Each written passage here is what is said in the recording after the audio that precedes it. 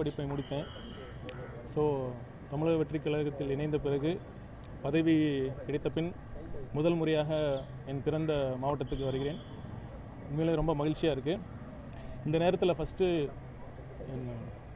எனக்கு பள்ளி என் ஸ்கூல் டேஸ்லேருந்து என்னை வழிநடத்திய எனக்கு அனைத்து ஆசிரியர்களுக்கும் என் சிறந்தார்ந்த வணக்கத்தை இந்த நேரத்தில் நான் தெரிவித்துக் கொள்கிறேன்.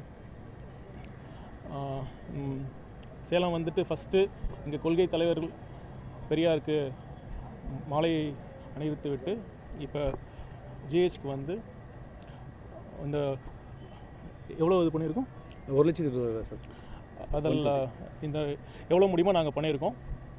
வேறு நீங்கள் எதை கேட்கணுன்னா கேட்கலாம்.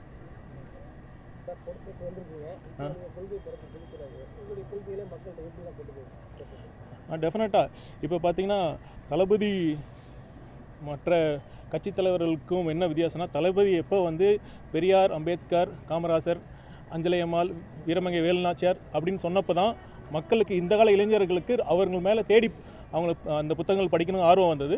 உண்மையிலுமே அந்த ஆர்வம் வந்து பார்க்குறப்ப நிறையாவே இருக்குது. அதை வந்து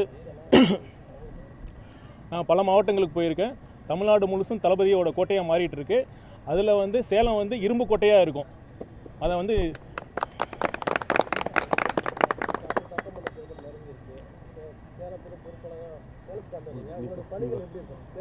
இப்போ பார்த்தீங்கன்னா சேலத்தில் பார்த்தீங்கன்னா முக்கியமாக ஏகப்பட்ட பிரச்சனை இருக்குது. முக்கியமாக 3 பிரச்சனை மட்டும் நான் சொல்கிறேன். இப்போ பார்த்தீங்கன்னா மேட்டூர் அணை வந்து கிட்டத்தட்ட ஃபுல்லாகிட்டு இருக்குது. இருந்தும் பல வார்டில் வந்து குடிநீர் வந்து சரியாக வந்து பல வார்டுகளில் வந்து குடிநீர் இன்னும் சரியாக வந்து மக்களுக்கு கிடைக்கல. 10 நாளுக்கு 15 நாளுக்கு ஒரு முறை தான் வருது. அடுத்து பார்த்திங்கன்னா பாதாள சாக்கடை திட்டம் வந்து ரொம்ப நாளாக சொல்லிகிட்டே இருக்காங்க. இன்னும் சரி வர வந்து பண்ணவே இல்லை. நான் இருக்கிற ஏரியாவில் கூட இன்னும் வந்து அந்த முழுமை பண்ணவே இல்லை. மழைநீர் எப்போல்லாம் மழை பெஞ்சால் மழைநீர் வந்து வீட்டுக்கு வர சூழ்நிலை தான் இருக்குது. மக்கள் ரொம்ப பிரச்சனையில் தான் இருக்காங்க.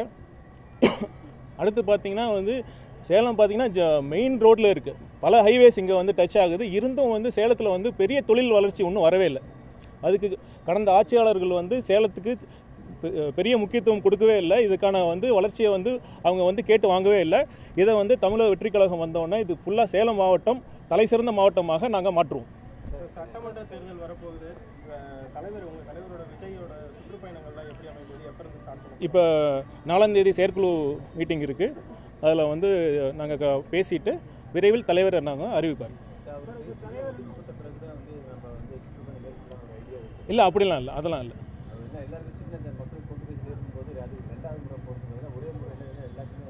இல்லை இல்லை, அதுக்கு இதுக்கு சம்மந்தம் இல்லை. விரைவில் அறிவிப்பார்.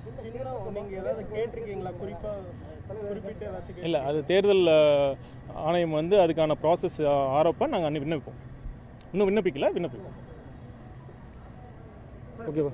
அதாவது வந்து விஜய் வந்து இன்னும் களத்துக்கே வரல அப்படின்னு எதிர்கட்சி பல்வேறு அரசியல் கட்சி தலைவர்கள் வந்து பேசிட்டு இருக்காங்க. இதை எப்படி பார்க்குறீங்க? களத்துக்கே வரலன்னு யார் சொன்னா? அவர் வந்து எத்தனை 25 வருஷத்துக்கு மேலே வந்து களப்பணியில் தான் வந்து பண்ணிட்டு தான் இருக்காரு. இப்போ கூட பரந்தூர் வந்தார். அதனால் வந்து விரைவில் வந்து இப்போ தான் அவர் இறுதிக்கட்ட படப்பை முடித்து விட்டார். இப்போ விரைவில் வருவார். மதுரை பார்த்துருப்பீங்க, அதே மாதிரி கோயம்புத்தூர் பார்த்துருப்பீங்க. நான் வந்து தளபதியை வெளியே கொடுத்து நாங்கள் ரெடியாக இருக்கோம். இப்போ பொதுமக்களுக்கு பாதுகாப்பு கொடுக்க காவல்துறை தயாராக இருக்கான்னு சொல்லுங்கள்.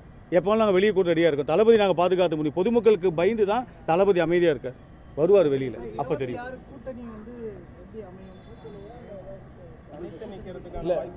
இல்லை, கூட்டணி பற்றி வந்து நாங்கள் வந்து ஏற்கனவே தெளிவாக பலமுறை சொல்லிட்டோம். வந்து தமிழக வெற்றிக் கழகத்தின் தலைமையை ஏற்று அந்த எங்கள் அரசியல் எதிரியும் கொள்கை எதிரியும் தவிர வேறு யார் வந்தாலும் நாங்கள் அரவணைப்போம்.